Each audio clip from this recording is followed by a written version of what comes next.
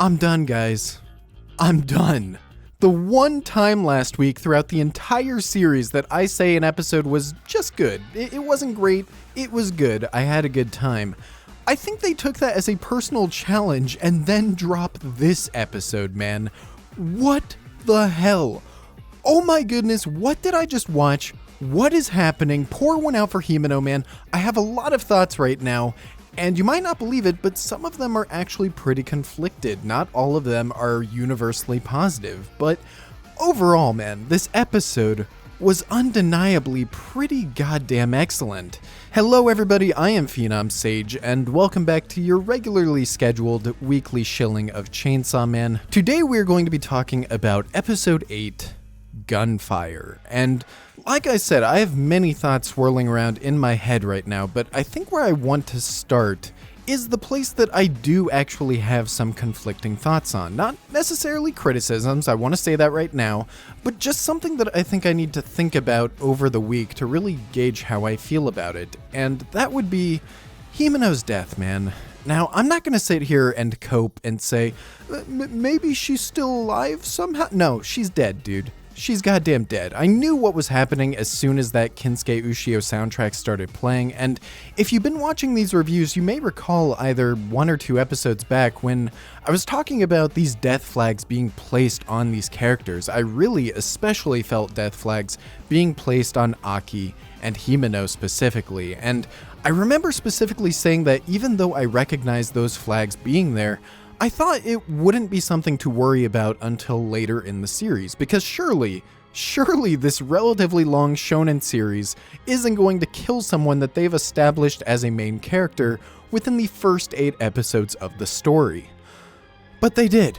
They did do that, and I'm really conflicted on this, man, because on one hand, I do really like and appreciate how strongly and immediately that establishes the stakes and the gravity of the world. They weren't just saying devil hunters die frequently and easily in this world just to say it. They weren't saying that for the sake of it. They goddamn meant it, and they show you the way this world works in that way immediately.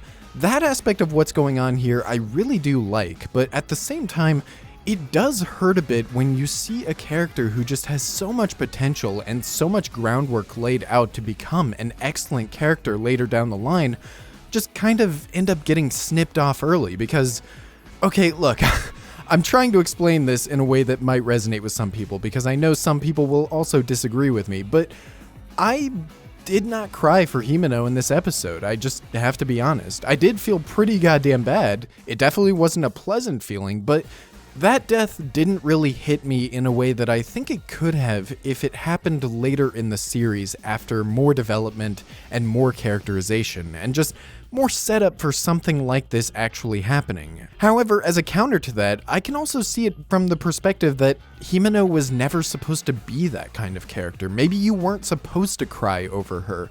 Maybe her character really was just this incredibly elaborate way to set the stage and set the stakes for the upcoming arcs and fights. I could also easily see that being the case and the intent. Again, I need more time to process all of this to see where I end up and how I feel about it. I suspect I will probably still feel conflicted about it even after consideration because I really was during this episode just watching and dreading seeing Aki almost die, seeing Himeno dying, and I was just saying to myself, no, not this early, Fujimoto, don't you dare do it, you bastard.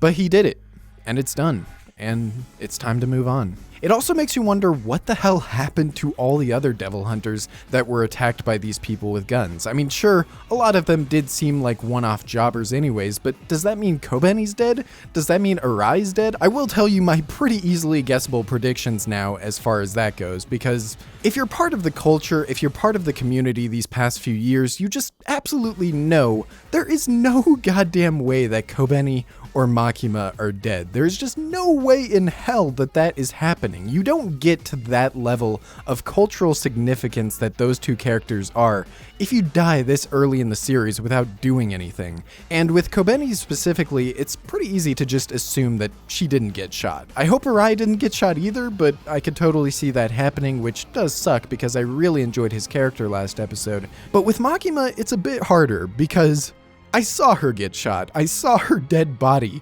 in this episode. So now it becomes a question of how the hell does Makima survive this and end up coming back?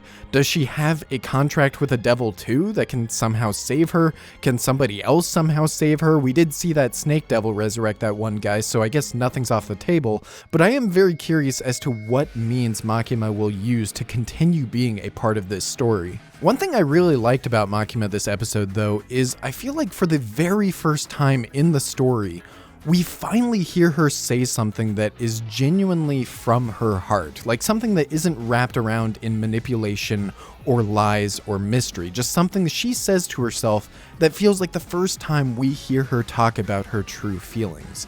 And it happens right before she gets killed, which I found even more impactful and interesting. It's when she's talking about having to see her superiors in Kyoto. They're apparently very scary and she doesn't feel comfortable around them. And she starts thinking to herself about having a meal is a lot better when you feel comfortable. And she thinks about how the drinks she had the night before with all of the members of her division were really good. And I don't know, man, it was a very simple line, and yet it stood out to me because it feels like the first time that I have seen Makima express her inner feelings, and also interesting because it shows that she is comfortable and enjoys the presence of the members underneath her. I guess that doesn't necessarily mean that she cares about them, but I want to believe it kinda means that. I don't know. I guess you can read into that in a few ways, but I'm looking at it a bit more optimistically and in a way that kind of makes me relate to Makima's character more than I have in the past. Because let's be honest, up to this point in the story, she has been this very cold, manipulative, almost antagonist. Let's talk about that killing and gunfire scene though, because this was my favorite scene of the episode. I thought it was incredibly directed. The music, Kensuke Ushio just delivering absolute greatness.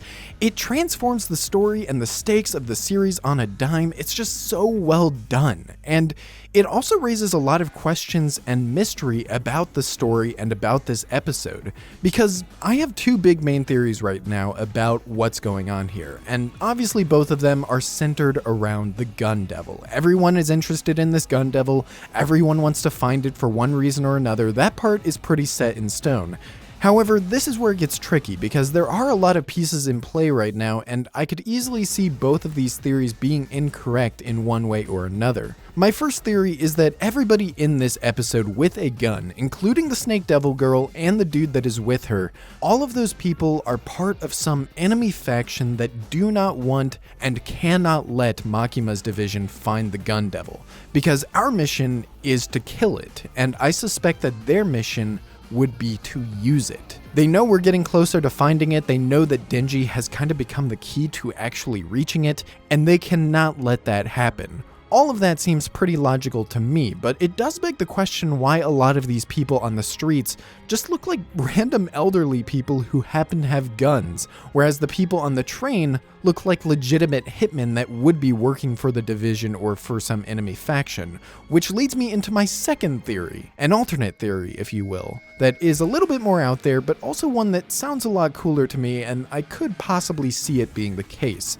I don't know how this would be the case, don't ask me the logistics of this, but what if the gun devil could actually control people through guns? I was thinking this while watching, but it seemed to me like a lot of the people in this episode holding guns were being controlled by something. That second theory is definitely a lot more instinctual on my part. It probably is leaning more to the first theory. It explains why the people on the train were coordinating their movements as teams. It explains why Aki mentions how the only people who should have guns are police and the other devil hunters. I'm guessing there's just some other devil hunter division that plan to go rogue and use the gun devil for their own purposes, but honestly, I could see it going any number of ways, especially when you factor in the Snake Devil girl and the dude that is with her. And that also brings me into my thoughts about them. Not many, because they clearly are still shrouded in a lot of mystery and intrigue, but One thing that I found interesting was that when the Fox Devil ate this dude, it specifically mentioned how this guy was neither a human or a devil, and when you get a look at what his transformed body actually looks like,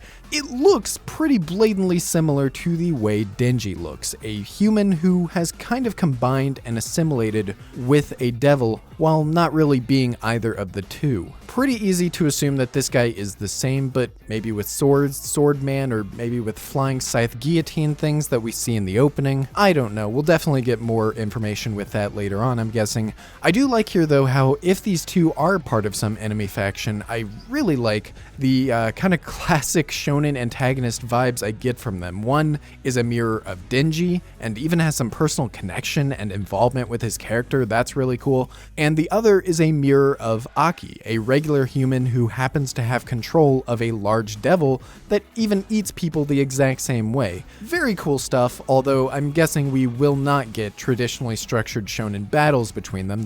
This definitely isn't that kind of series, but I do at least appreciate the way that those characters are paralleled there. The last thing that I really want to praise though, I have to honor my word from last week. I am so goddamn proud of my son Denji this episode for resolving himself and choosing Makima for his first time rather than just taking whatever he could possibly get. I was worried for a little bit there, I can't lie, I was very concerned. But he ended up coming through. I really think that's great development and characterization for him. Probably not healthy when we consider that it is Makima he's going after, but at least it does show that idea of him placing the value of these first experiences at the top of his priorities. And I think thematically that's just really good stuff. I especially liked the scene between him and Makima where Makima even tells him that, yeah, you might have some shitty first experiences, but you're also going to experience plenty of other new things along the way. Again, I really do think they do such a good job of conveying why Makima is so captivating to Denji. She says everything that he needs to hear just in the way that he needs to hear it. Last thoughts, production, obviously outstanding. I don't think I even need to say that stuff at this point. Incredible character acting, cinematography, really great corrections, or maybe even non-corrections on the faces. I love when you can see a particular animator or animation director's style in the way that characters are drawn, and you can really see that all over this episode. I guarantee you will not see characters like Denji or Aki or Himeno drawn like this again in the series. Well, you're not going to see Himeno drawn again in general, but you get what I'm saying.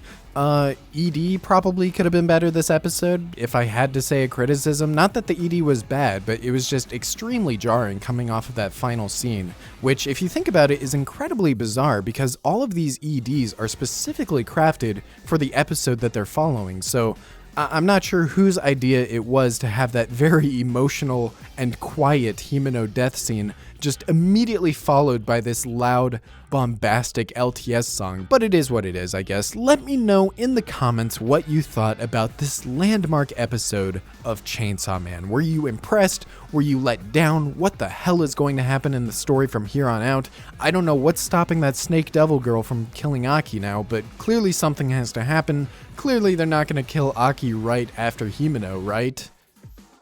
Right? Let me know in the comments or in the Discord server linked below the like button all of your thoughts. I love you all, and I will see you in the next video.